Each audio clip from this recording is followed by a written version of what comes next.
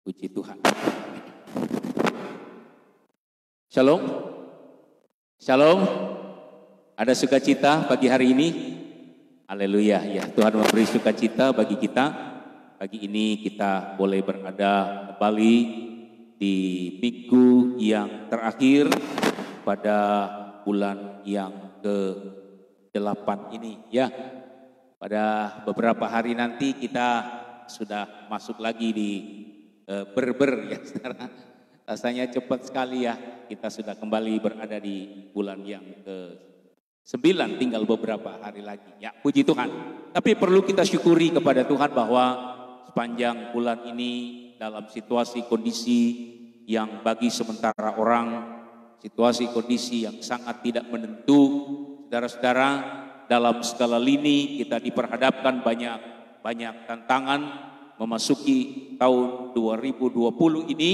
Tetapi kalau kita boleh ada sampai pagi hari ini, saya tetap percaya bahwa semua yang terjadi dalam hidup kita seturut dengan penyertaan dan perlindungan Tuhan yang menyertai dan memberkati kita. Haleluya saudara. Saudara siap untuk mendengar firman Tuhan pagi hari ini? Amin. Ya Tuhan. Mari kita membuka Alkitab kita di ujung bulan yang ke-8 ini. Mari kita membuka Injil Matius pasal 10. Injil Matius pasal 10, kita akan membaca ayatnya yang ke-16. Ini adalah ayat yang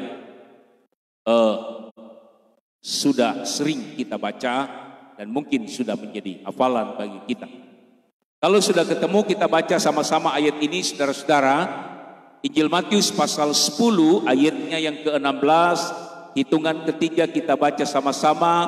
1, 2, 3. Lihat, aku mengutus kamu seperti domba ke tengah-tengah serigala. Sebab itu hendaklah kamu cerdik seperti ular dan tulus seperti merpati. Puji Tuhan. Saudara, kembali saya ingatkan saudara-saudara, ini adalah bahasa yang disampaikan oleh Tuhan Yesus untuk membuat kita lebih mengerti. Bahasa ini bahasa perumpamaan ya, yang menggambarkan posisi kekristenan, posisi kita berada di tengah-tengah dunia di hari-hari terakhir ini, di akhir zaman ini. Inilah posisi kita ya. Jadi ayat ini betul-betul menggambarkan posisi anak-anak Tuhan, posisi kita, posisi gereja Tuhan di akhir zaman, di tengah-tengah dunia ini. Jadi jangan kita menganggap bahwa posisi kita di tengah-tengah dunia ini aman-aman saja. Dah, saudara-saudara, ya, secara mata badani kita melihat sepertinya tidak terjadi apa-apa, sepertinya aman-aman saja. Tetapi Alkitab sudah mengingatkan kita bahwa di akhir zaman ini, inilah posisi kekristenan kita. Firman Tuhan pagi hari ini saya beri judul, hendaklah tulus dan setia seperti merpati. Ya. Jadi dalam ayat ini, saudara-saudara, saya baca sekali lagi. Lihat, aku mengutus kamu seperti domba ke tengah-tengah serigala. Sebab itu hendaklah kamu cerdik seperti ular dan tulus seperti merpati. Tuhan Yesus memposisikan saya dan saudara sebagai gereja Tuhan itu seperti domba. Kita perhatikan dulu yang pertama, domba. Domba itu saudara-saudara adalah satu hewan peliharaan yang kita bisa katakan sebagai hewan peliharaan yang lemah. Dia bukan seperti binatang yang lain yang punya pertahanan, punya daya mempertahankan diri, punya senjata untuk melindungi diri. Misalnya contoh binatang-binatang seperti serigala, harimau. Mereka punya senjata untuk mempertahankan diri dengan kuku mereka yang tajam, dengan gigi mereka, taring mereka yang tajam. Ada binatang-binatang yang punya kekebalan tubuh sehingga walaupun diserang dia akan kebal. Ya, ada binatang-binatang yang kalau diserang dia mempunyai pertahanan untuk melindungi diri. Tetapi domba ini tidak, saudara-saudara. Domba betul-betul adalah satu hewan peliharaan yang tampil apa adanya. Tidak punya pertahanan. Dia nggak punya senjata untuk melawan, itulah domba. Dan domba ini diumpamakan kepada kita sebagai gereja Tuhan. Domba yang tidak punya pertahanan, domba yang tampil apa adanya, tidak punya senjata untuk melawan, ini ditaruh di tengah-tengah kumpulan serigala yang buas. Jadi dunia ini diibaratkan sebagai serigala yang buas. Saudara-saudara. Kenapa dunia diibaratkan sebagai serigala yang buas? Karena kondisi dunia betul-betul menggambarkan bahwa dunia ini adalah serigala. Dunia yang hari-hari ini kejahatannya semakin memuncak. Kita berada di tengah-tengah dunia yang semakin hari dilihat secara kasat mata semakin indah, tapi justru kejahatan demi kejahatan semakin memuncak. Orang tidak lagi peduli dengan sesama, ya, pembunuhan, penganiayaan itu sudah berita yang tidak asing di telinga kita, yang barangkali pada waktu-waktu yang lalu itu bukan sesuatu yang sering kita dengar. Ya, belum lagi saudara-saudara bagaimana orang itu tidak lagi takut dengan hukum. Kasih pada kebanyakan orang sudah mulai luntur. Kenapa? Karena orang lebih mengutamakan untuk dirinya sendiri. Jadi dunia ini saudara-saudara, betul kata Alkitab, kita berada di tengah-tengah situasi di mana kejahatan semakin memuncak. Inilah kondisi keberadaan gereja Tuhan. Kondisi keberadaan saya dan saudara sebagai domba di tengah-tengah serigala. Jadi kita sebenarnya kepepet loh Bapak Ibu Saudara-saudara. Ya. Sebagai orang Kristen, sebagai jemaat Tuhan, sebagai gereja Tuhan, kita ini dalam posisi yang berbahaya. Secara rohani kita berbahaya. Secara jasmani pun kita berbahaya Bapak Ibu Saudara-saudara. Jadi firman Tuhan pagi hari ini mengingatkan kita. Jangan terlalu percaya diri. Jangan terlalu santai menghadapi dunia yang kejahatannya semakin memuncak ini. Nah, di dalam ayat ini, di samping Tuhan Yesus memberitahu kita, inilah posisi kita. Tapi Tuhan juga memberikan solusi. Inilah Tuhan itu ya. Tuhan memberitahu inilah posisi kamu tuh seperti ini. Posisi kekristenan, posisi jemaat Tuhan di tengah-tengah dunia, kita ini seperti domba yang tidak bisa berbuat apa-apa. Kita berada di tengah-tengah serigala yang sewaktu-waktu bisa menangkap kita, sewaktu-waktu bisa menghancurkan, yaitu ganasnya kehidupan dunia ini.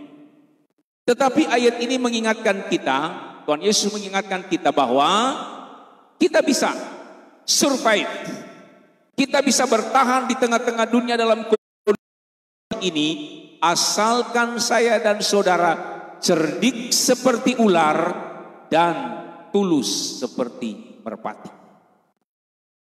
Jadi ini kunci yang diberikan Tuhan.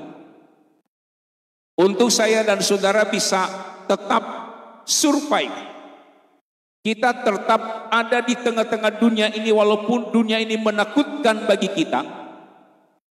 Dunia ini tempat yang jahat bagi kita. Dia seperti serigala yang sewaktu-waktu bisa memakan kita, malah menghancurkan kita. Tetapi Tuhan katakan, kalau kamu mau cerdik seperti ular, tulus seperti merpati, maka kita bisa menjadi pemenang di tengah-tengah dunia di mana kita berada. Bisa bilang haleluya, saudara? Cerdik seperti ular dan tulus seperti merpati. Dua hal. Namun pagi hari ini saya tidak bicara tentang cerdik seperti ular. Firman Tuhan pagi hari ini saya ingin bicara tentang tulus seperti merpati.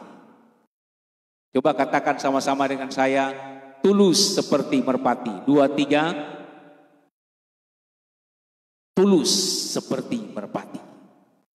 Bapak Ibu saudara-saudara, tentu kita sudah sering melihat burung merpati. Ya.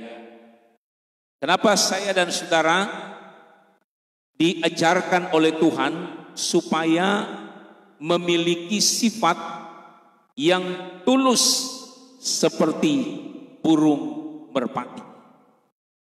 Ada banyak orang coba mendeskripsikan apa itu yang dimaksud oleh Tuhan sehingga kita harus menjadi tulus seperti merpati. Ya, sehingga kita tampil menjadi orang-orang yang walaupun kita secara rohani kita seperti domba, kita tidak bisa mempertahankan diri dan kita tidak punya senjata untuk mempertahankan diri di tengah-tengah kepungan serigala.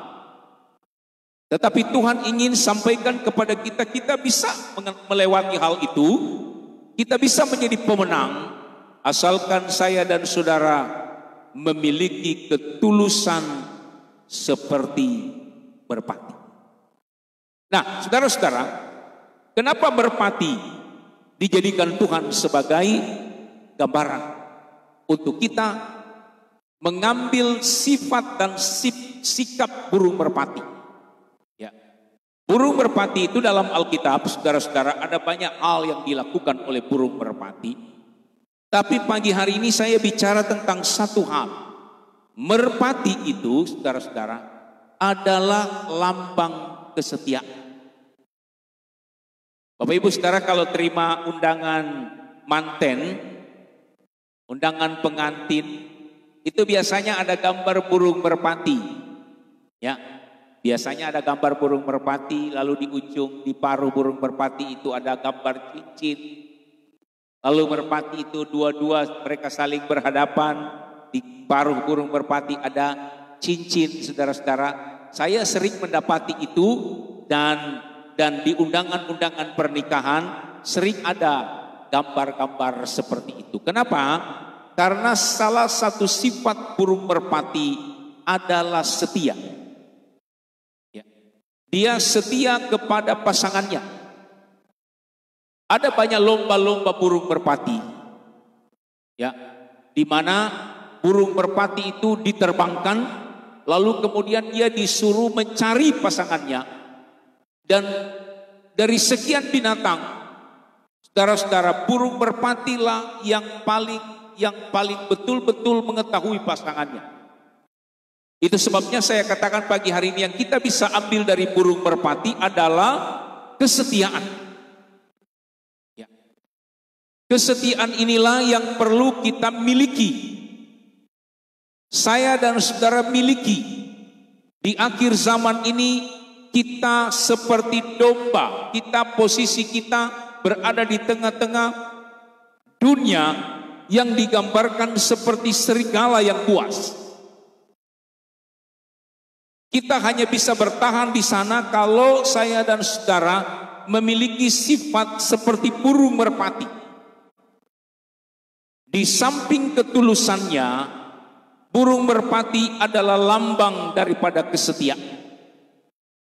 Kenapa Tuhan menginginkan supaya saya dan saudara menjadi orang-orang yang memiliki kesetiaan? Karena orang yang setia, saudara-saudara, itu menurut firman Allah tidaklah mudah untuk mencarinya. Coba kita baca, ada satu ayat yang mengingatkan kita, kenapa sih Tuhan kok begitu konsen kepada orang yang setia? Kita baca dulu Amsal pasal 20 ayatnya yang ke-6. Mari kita coba lihat.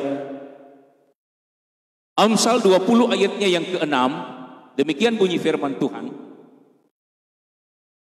Engkau 20 ayat 6. Ya. Banyak orang menyebut diri baik hati, tetapi orang yang setia, siapakah yang menemukannya? Nih, perhatikan baik-baik. Banyak orang menyebut diri baik hati, tetapi orang yang setia, siapakah yang menemukannya? Ini Alkitab, saudara-saudara, yang menyampaikan kepada kita bahwa orang yang setia itu nilainya sangat tinggi. Orang yang setia itu nilainya lebih tinggi daripada orang yang baik hati. Biasanya saudara, kita punya standar sebagai manusia itu untuk memperoleh pujian itu jadi orang yang baik hati. Saya dan saudara mungkin berkata begini, Om, saya cukup jadi orang yang baik hati saja. Kalau saya jadi orang yang baik hati, dimanapun saya berada, saya bisa menjadi orang yang baik hati. Bisa menolong orang, bisa memberikan sesuatu kepada orang, bisa menyenangkan hati orang. Lalu orang bilang, ibu itu orang Kristen dia, ya kenapa? Oh, dia baik hati. Ya. Lalu orang memuji, oh orang Kristen ternyata hebat ya, kenapa orang Kristen itu baik hati? Apakah itu yang menjadi standar kita? Saya bilang bukan itu yang menjadi standar kita. Sebab apa? Sebab Alkitab berkata orang yang baik hati itu banyak. Mau dia orang Kristen, mau dia bukan orang Kristen, mau dia orang baik, mau dia orang jahat, Bapak Ibu saudara-saudara, banyak orang yang baik hati, kata firman Tuhan. Jadi kalau saya dan saudara merasa bahwa kita ini orang baik hati, karena suka menolong orang, suka membantu orang, suka menyenangkan orang, lalu kita berkata saya cukup jadi orang yang baik hati. Saya mau katakan standar kita bukan itu. Standar kita bukan menjadi orang yang baik hati. Karena orang yang baik hati banyak di dunia ini. Tetapi Alkitab berkata, orang yang setia, siapakah yang menemukannya? Orang yang setia, siapakah yang menemukan? Ternyata Tuhan melihat justru bukan kebaikan hati kita. Halo Bapak Ibu saudara-saudara, bukan karena kebaikan hati kita, karena saya baik hati, Bapak Ibu saudara baik hati, lalu itu standar yang menyenangkan hati Tuhan. Bukan Bapak Ibu saudara-saudara. Yang menjadi standar di hadapan Tuhan bagi kita sebagai orang percaya adalah menjadi orang yang setia. Bisa bilang amin? Menjadi orang yang setia itulah yang menjadi setia. Bukan menjadi pemenang di tengah-tengah dunia yang jahat ini. Dengan saya dan saudara menjadi orang yang setia. Tentu kalau kita bicara tentang orang yang setia, kita bicara tentang kesetiaan kita kepada Tuhan. Kita kepada Tuhan itu standar. Kalau kita setia kepada Tuhan, maka kita setia juga melakukan hal-hal di tengah-tengah dunia ini. Sekarang pertanyaan, kenapa Tuhan membutuhkan orang-orang yang setia? Ini pertanyaan. Kenapa saya dan saudara harus memiliki kesetiaan? Kenapa saudara-saudara? Jawabannya sederhana. Karena kesetiaan itu adalah karakter ilahi. Karakter ilahi, karakter Tuhan yang ada di burung merpati. Burung merpati adalah burung yang setia. Tuhan bilang kalau kita mau ada di tengah-tengah dunia ini, mau berhasil di tengah-tengah dunia ini, kita harus memiliki salah satu karakter ilahi yang ada di dalam burung merpati. Karakter itu namanya kesetiaan. Allah adalah Allah yang setia. Kita nggak bisa pungkiri itu. Mari kita coba baca ayat. Ada satu doa dari Nehemia. Nehemia 13 ayat 22. Nehemia 13 ayat 22, kita perhatikan di situ ada satu doa Nehemia di mana dia betul-betul menyadari bahwa Allah kita adalah Allah yang penuh kasih setia. Nehemia 13 ayat 22, demikian bunyi firman Tuhan. Juga kusuruh orang-orang Lewi mentahirkan dirinya dan datang menjaga pintu-pintu gerbang untuk menguduskan hari Sabat. Perhatikan doanya. Ya Allahku, ingatlah kepadaku juga karena hal itu, dan sayangilah aku menurut kasih setiamu yang besar. Jadi yang menjadi dasar doa Nehemia, saudara-saudara, dia berkata, sayangilah aku ya Tuhan menurut kasih setiamu yang besar. Jadi lewat doa Nehemia ini kita bisa mengambil satu kesimpulan. Kenapa Tuhan menyayangi kita? Kenapa Tuhan harus mengutus Yesus Kristus? Kenapa Tuhan harus turun ke dalam dunia ini untuk menyelamatkan kita yang berdosa? Jawabannya sederhana. Karena Tuhan menyayangi kita. Kenapa Tuhan menyayangi kita? Karena karakter Tuhan, karakter Allah yang tidak bisa tidak ada di dalam dirinya adalah Allah itu setia. Jadi orang yang setia itu konsepnya adalah orang yang menyayangi. Orang yang menyayangi itu biasanya di dalam dia menyayangi, di situ ada kesetiaan. Kalau tidak setia, pasti dia tidak menyayangi. Pasti itu. Orang yang setia, dia pasti menyayangi. Kalau orang tidak setia, dia tidak menyayangi.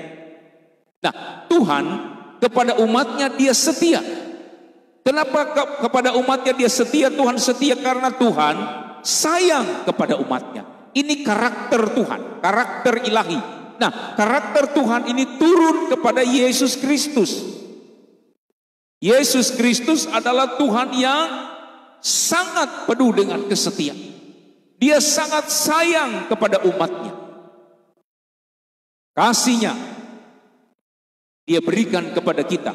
Dan kasih Tuhan Yesus tidak bisa kita pungkiri, saudara-saudara. Dia naik di atas bukit Golgota menyerahkan nyawanya. Itu satu bukti bahwa karakter dari Bapa di surga soal kesetiaan itu turun kepada Yesus Kristus. Dia naik di atas bukit Golgota dan memberikan contoh, inilah kasih yang luar biasa. Yang diberikan nyawa dia berikan karena Tuhan mengasihi kita. Di dalam kasih ada kesetiaan. Di dalam kesetiaan juga tidak luput ada unsur kasih di situ. Itulah kenapa Tuhan ingin saudara-saudara, saya dan saudara memiliki kesetiaan. Karena dia adalah Allah yang setia. Dia ingin kita juga jadi jemaat yang setia. Jemaat Tuhan yang ada di Ulu Jambi yang dikasihi Tuhan. Kita boleh jadi orang yang baik hati. Tapi bukan itu standar kita jemaat Tuhan. Standar saya dan saudara jadi gereja Tuhan di akhir zaman ini adalah jadi orang yang setia kepada Tuhan. Dan kalau kita bicara tentang kesetiaan, saya bilang tadi kita nggak bisa lepas dari yang namanya menyayangi. Jadi bohong kalau saya dan saudara berkata begini, saya menyayangi Tuhan, saya mengasihi Tuhan. Kita akan berkata kita menyayangi Tuhan, buktinya Kalau kita menyayangi Tuhan, buktinya adalah kalau kita setia kepada Tuhan. Setia berdoa, setia beribadah, setia melayani Tuhan, semangat untuk melayani Tuhan, itu adalah bukti bahwa kita menyayangi Tuhan dan mengasihi Tuhan. Saudara-saudara, kenapa Tuhan betul-betul konsen pada kesetiaan? Bukan cuma karena karakter Allah memang adalah Allah yang setia. Kepada Yesus Kristus Dia turunkan kesetiaan itu, kasihnya. Lalu kepada Yesus Kristus Dia turunkan kepada kita jemaat Tuhan. Kita harus jadi orang yang setia. Kenapa? Mari kita baca ayatnya. Kenapa saya dan saudara harus jadi orang setia?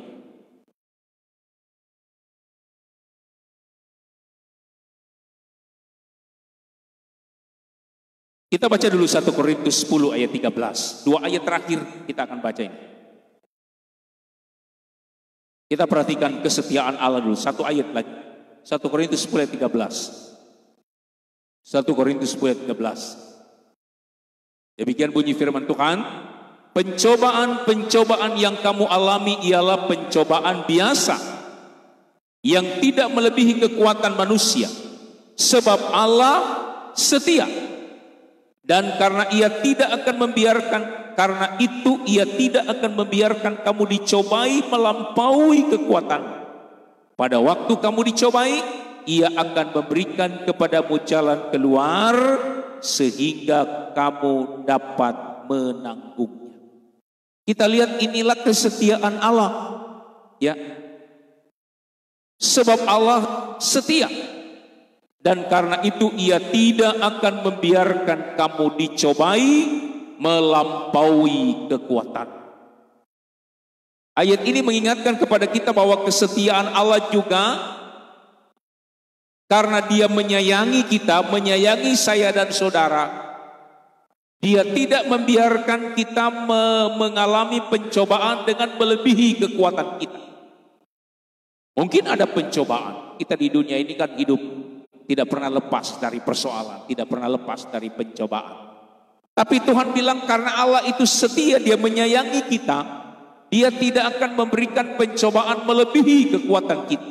Kalau Dia mengizinkan pencobaan itu melebihi kekuatan kita, ayat ini berkata, pada saat itulah Dia akan memberikan kepada kita jalan keluar. Jadi bagi Tuhan itu banyak jalan keluar, Bapak Ibu Saudara. Tuhan itu punya begitu banyak way out.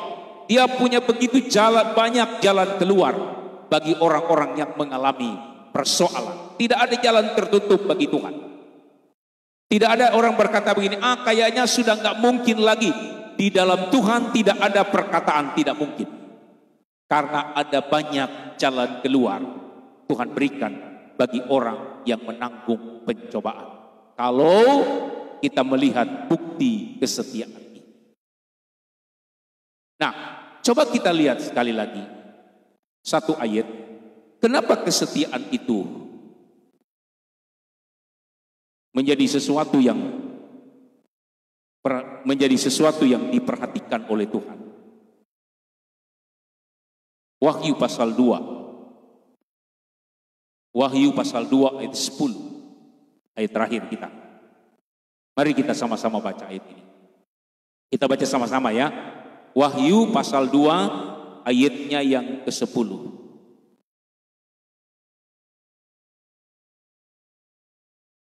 Ya, kita baca sama-sama. Wahyu pasal 2 ayat 10. 1, 2, 3. Jangan takut terhadap apa yang harus engkau derita.